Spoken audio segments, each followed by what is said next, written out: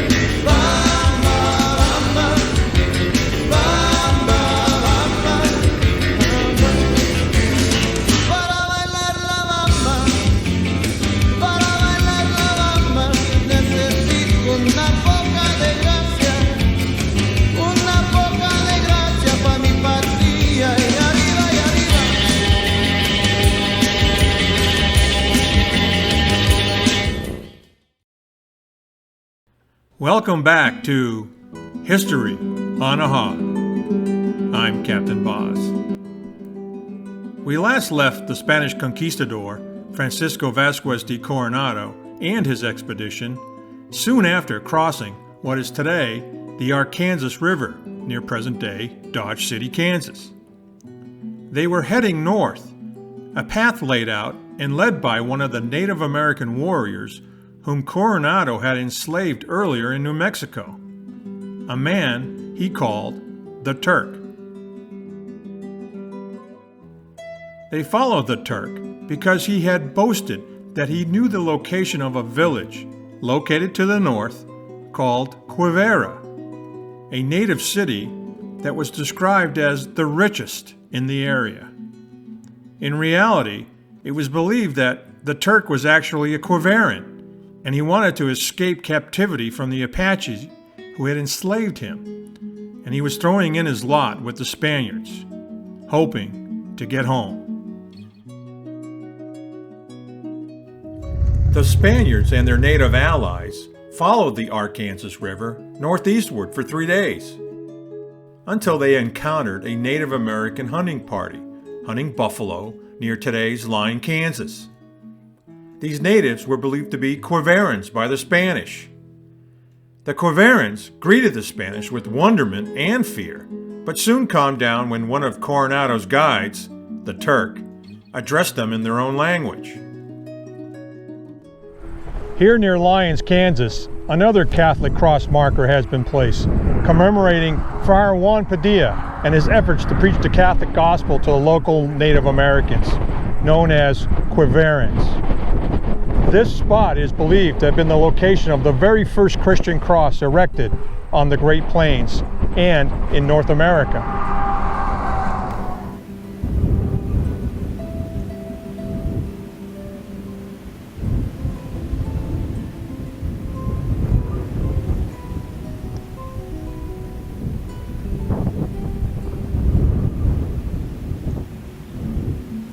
After several more days of traveling towards the northeast, Coronado and his expedition reached the major settlement of Quivera itself, and, according to his records, he found Quivera, quote, well settled, along good river bottoms, with good streams which flow into another, end quote. Today, many historians believe that this large native settlement was located on the Smoky Hill River, just to the south of present-day Salina, Kansas. Many anthropologists believe the Quiverans were almost certainly the ancestors of the Wichita peoples.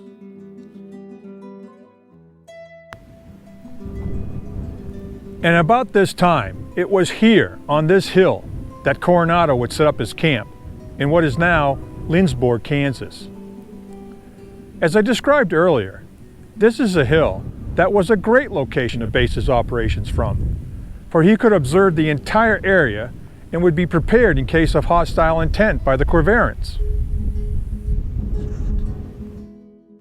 According to his expedition report, Coronado would spend approximately several months among the Quiverans, learning their culture, finding their weaknesses, and most importantly, trying to ascertain whether or not they had any gold among them.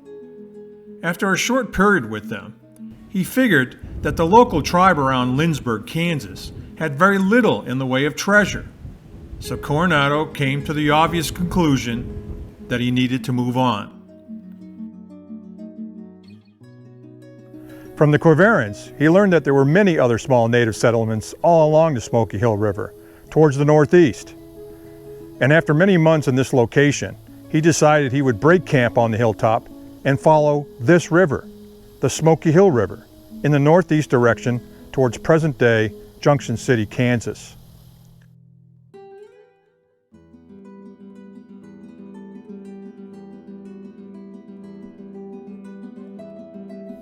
And he did make contact with several smaller native villages along the way. But in the end result was always the same: no gold. Coronado's arrival at the confluence of the Republican and Kansas rivers, where Junction City, Kansas is located today, would be the furthest point north he would travel during this expedition. And it would be here where he decided this was it. This would be the limit of his journey. He had had enough. Somewhere near the intersections of these two rivers, Coronado would erect a wooden cross signifying this event, bearing the inscription, quote, Francisco Vasquez de Coronado, commander of an expedition, arrived at this place, end quote. In his interactions with the Quiverans, he quickly realized that El Dorado did not exist here. Instead, all he found were natives that were, quote, all naked with bows and some sort of things on their heads, and their privy parts slightly covered, end quote.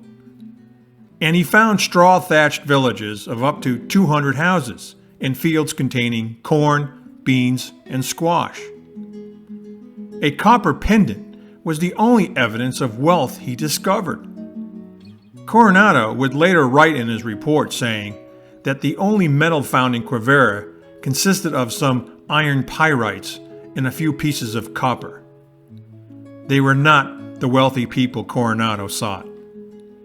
As the main objective of his visit was to find gold and silver, the disappointment of the Spaniards can easily be imagined. All this effort and time, and they found nothing. Disappointed, Coronado decided to end his expedition and return to New Mexico. But before leaving Quivira, Coronado ordered that the Turk be killed. The slave had confessed that he made up the entire story about gold being located towards the north when he was in New Mexico. So Coronado, enraged, had him executed. The Turk is regarded as a Native American hero because he led Coronado onto the Great Plains and thus saved the native pueblos of the Southwest from Spanish cruelty, at least for some months. Coronado would leave Quivira and return to the camp he had established a year earlier in the area he was now calling New Mexico. He retraced his route back along the Arkansas River through Kansas, but then took a shortcut through what is now western Oklahoma. In March of 1542, Coronado and his officers decided to return to New Spain, and in April, he would depart New Mexico and make his way back to Mexico City. Many of his men decided to stay among the local native peoples and establish Spanish settlements in the area. Among those who remained were two friars, or priests, who would begin the process of converting the heathens to Christianity. One of those priests was Fryer Juan Padilla.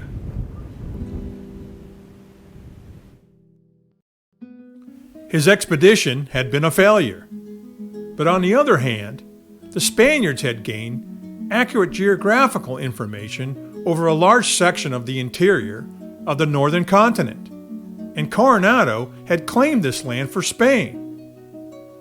But in the eyes of most Spaniards, he was a failure, and His expedition report to the Spanish king was coldly received. After all, he came back empty-handed. No gold. And even worse, the expedition had forced Coronado into bankruptcy. And that would not be the only bad thing to happen to him upon his return to Mexico City. Things would get even worse for him. Some of his expedition officers had accused Coronado and his senior lieutenant, Cartagenas, of brutality, murder, and war crimes against the local natives, charges that were brought before the New Spain viceroy, his friend Antonio de Mendoza. There is overwhelming evidence that Coronado caused a large loss of life among the Native Americans, both from the battles he fought with them and from the demands for food, clothing, and slaves.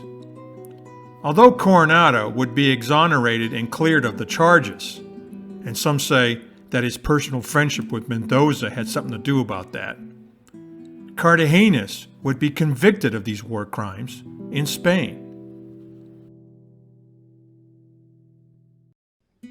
Coronado remained in Mexico City for the remainder of his life, where he raised his family and tended to his orchards, but he would never have another significant role in New Spain again.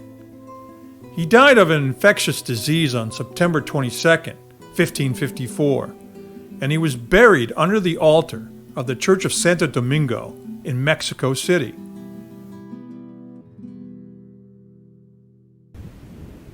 So, this was how a Spanish conquistador found himself atop the highest hilltop in the middle of Kansas.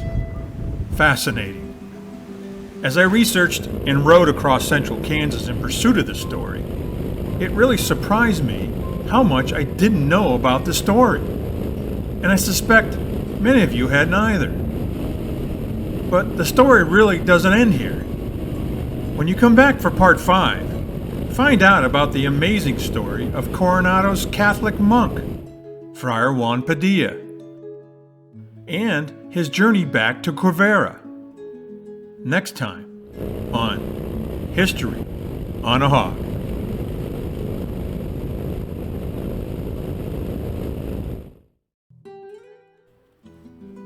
I hope you've been enjoying this series. If you've liked it, please do me a favor and click like or subscribe to keep up with new episodes. And please, share this YouTube site with your friends. Thanks for watching.